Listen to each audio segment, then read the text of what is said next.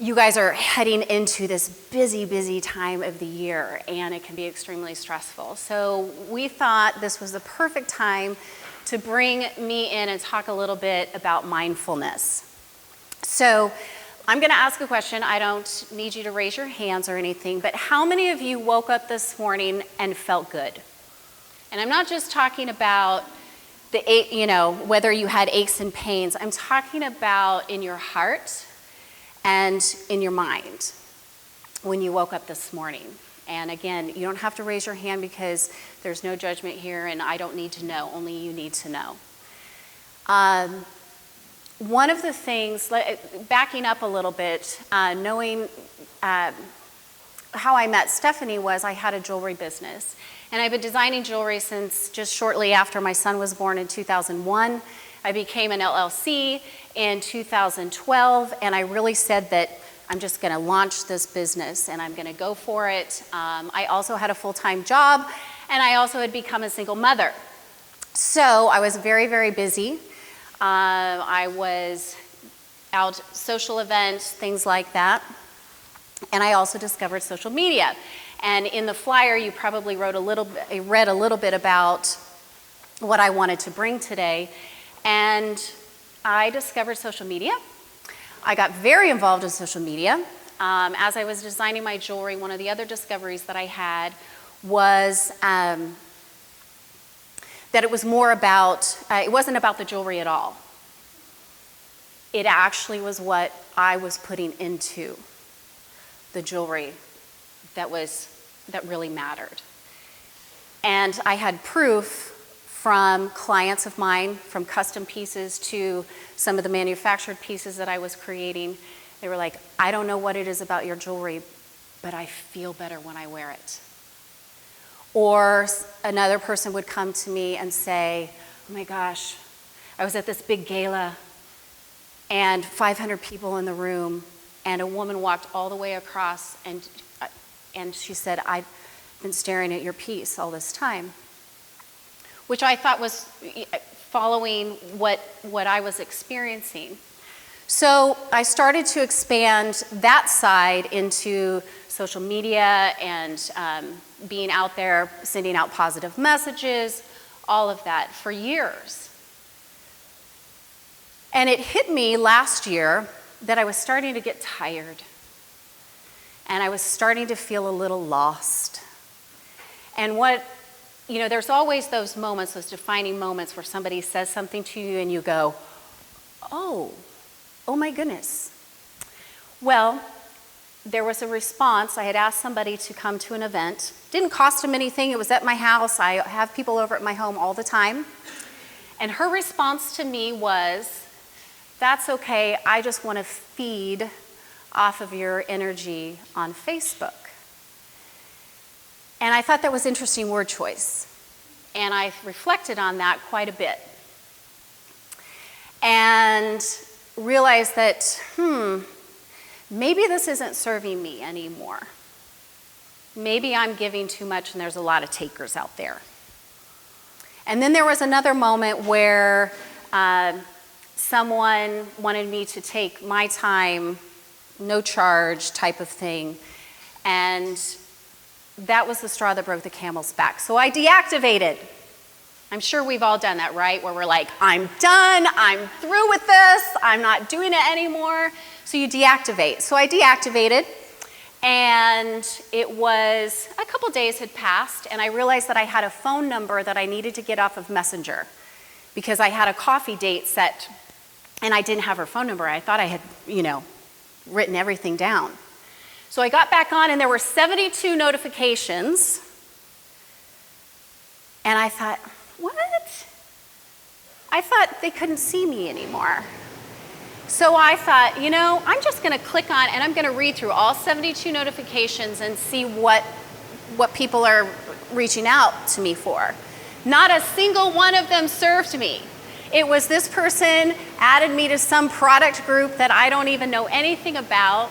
Somebody had invited me to this, all of that, and I went, that was just, I was so done. I had lost myself. I was on zero. I had nothing left. So So I Googled how to delete, not deactivate, from Facebook. And they like to make it difficult. So you go through and you can download all the pictures that you've used, all of that. And then of course they give you 14 days before it's completely deleted because they think you're gonna come back. I didn't want to come back, but I will say this, that there's the talk of addiction. I have to tell you, it took me about a month before I didn't grab for my phone as I'm laying in bed when I'm supposed to be, relaxing and going to sleep. I was picking up my phone and going, oh, that's right, I deleted the app. And so that was in January. And then in June, it hit me. I was like, man, all this awesome stuff is happening to me. There's more abundance in my life than I've ever had before. More money, more abundance in my relationships with my son, my family, my friends. And I realized that I had taken the noise out of my choice. Let me say that again.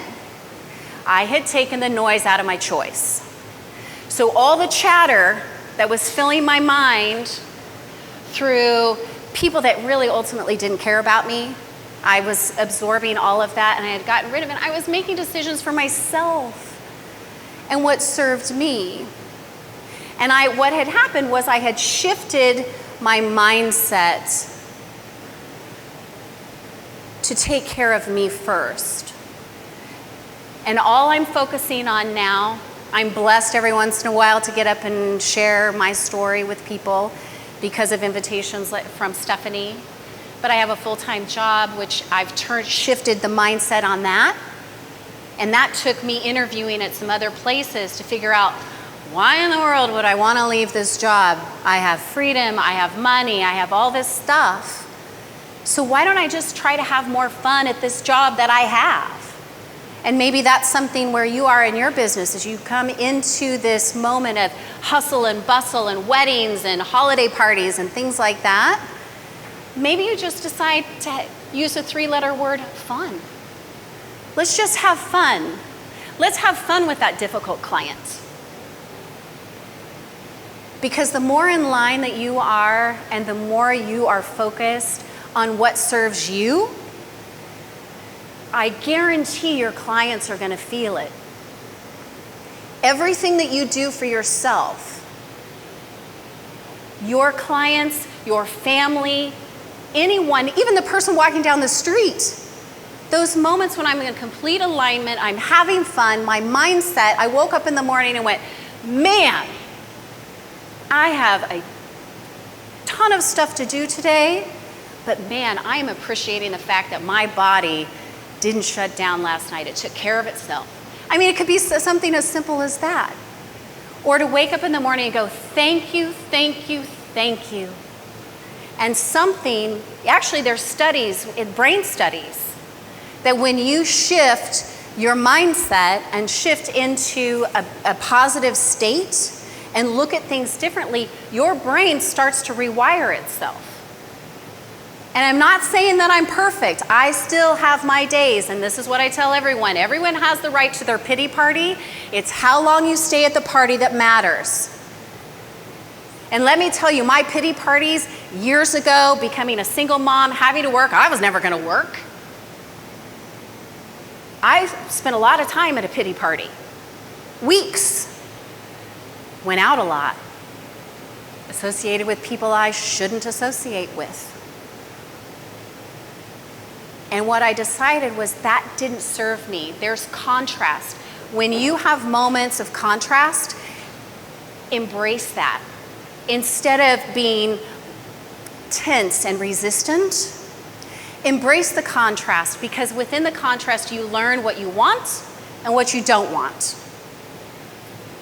And the more you become aware of that, the next time it happens, the pity party no longer is a month-long party on, hey, I have no responsibilities. Not saying I ever did that. But it gets shorter. Then it becomes down to a week. And now I allow, and I think that's very important, I think you should always allow yourself to feel what you need to feel. We live in a society where we're supposed to repress everything, where everything on that news feed is true. Come on. Right? Allow yourself to feel what you need to feel. So I now allow myself 24 hours in a pity party. A lot of times it doesn't last that long. But I had in those moments of tears and the fetal position and going, oh my gosh, my life is crumbling all around me, and how am I going to pay these bills? Where's my next client coming from? It actually allows me to break down and break myself down and allow myself to feel what I need to feel, so I can then go, this is why my pity parties don't last very long, is because I go, what in the world?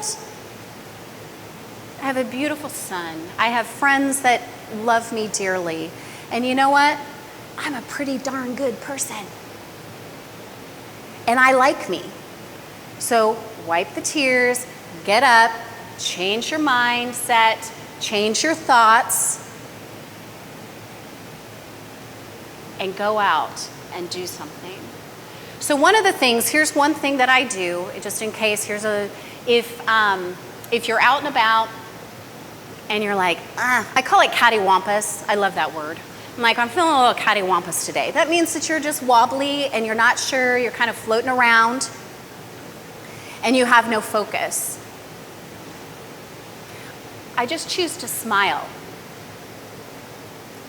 And it may feel like you're forcing it at first, but eventually it starts to relax and you start to feel better. And again, you start to radiate that out to other people. I don't know how many times I've walked down the street and people, like, I don't know what it is, but just smiling.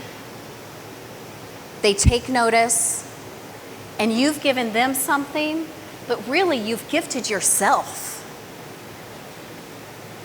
So on those moments when you've got hectic schedules and you're not sure quite how you're going to put the wedding together this weekend, how it's all going to happen, inch by inch, life's a cinch, yard by yard, life is hard. Okay? If anybody's writing that down, it's my ex-mother-in-law's grandmother's saying, and I love it. Inch by inch, life's a cinch, yard by yard, life is hard. Don't borrow trouble. Take that time out. A lot of people ask me, well, how do I handle that? How do I get back into the right mindset? And I always suggest to people, let's use this scenario right here.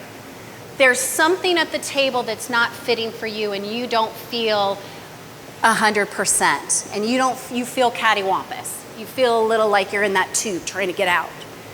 Excuse yourself. Go to the bathroom, shut the stall door, put both feet on the floor, hands at your side, and breathe for 60 seconds. It will change everything. Here's another way to think of it. Television sets. Take yourself out of the box and look back in with a different perspective.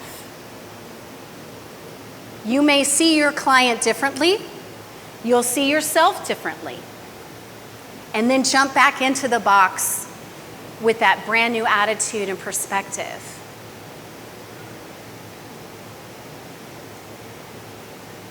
Life is good. Life should be fun. Life should be appreciation. There's so much goodness in you. Wouldn't you want to take care of yourself first before you go out and help all these other people achieve their dreams and their perfect wedding, their perfect photography, perfect photo, whatever it is? You have to show up first for yourself, because if you don't, everyone else is going to feel it. And if you fall off your path, give yourself grace. I love that word. I've given myself a lot of grace over the last decade. Give yourself grace. Give yourself that 24-hour pity party. Give yourself the foot massage. You don't have to go buy one. Give yourself one. Serve yourself, then you can go out and serve others. I always say that when you feel good, you go out and do good. And then protect your focus. Okay? It's sacred to you. The way that you're feeling, the way that you want to show up is sacred to you. And if you decide to share that with someone, that's your prerogative. But be very careful who you share your dreams with. Be very, very careful. Because a lot of people aren't going to get it. They're going to be like, what, you're doing that woo-woo stuff? Breathing and meditation and all of that? You don't need that energy. You do not need that energy.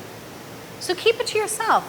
Protect your focus. If your focus is your business, if your focus is your family, if your focus is yourself, which should always be number one, by the way. Because when you show up, everyone else sees you differently. My son, since I have shifted my mindset and shifted the way that I look at things, the way that I look at myself, the way where I put my time, and the people that I'm very careful with who I spend time with. Very careful. He's shifted, and he doesn't even know it. So if you have kids or if you've got significant others, show up differently, and they will notice, including your client. So protect your focus, wake up in the morning, and go, how do I feel? Do I feel good? Because that's really the only goal, and that's what I'm going to end with. Your only goal should be feeling good. That's your only goal.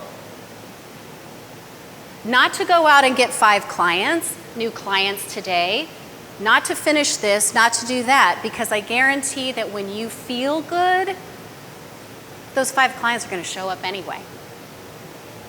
I promise you, because it's the vibration and the energy that you're putting out there. Thank you so much. I know we've got food ready to go. Thank you so much for this time. There's a lot of joy in this room because joy comes from within. Happiness comes from the outside. Joy comes from within. Okay? And if you ever need a reminder, one of the concepts when I stopped doing my jewelry was I wanted to do something. And I had come up with a coin. And I had stamped a message, a short message. And I had stamped over it multiple times with the same letters so no one else could read it because it was for me. And I had lost track of it.